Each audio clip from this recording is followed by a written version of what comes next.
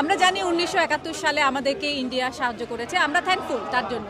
বা তার মানে এই না যে আমাদের ডেমোক্রেসিতেও তারা তাদের মতবাদ দিবে। আর আমাদের দেশে যে খারাপ জিনিসগুলো হচ্ছে, যেভাবে আমাদের অধিকারগুলোকে হস্তক্ষেপ করা হচ্ছে এবং তারা শুধু তাদের নিজেদের স্বার্থটাই সিদ্ধ করছে আমাদেরকে হেল্প করার বদলে, সেটা কিন্তু অ্যাকসেপ্টেবল না।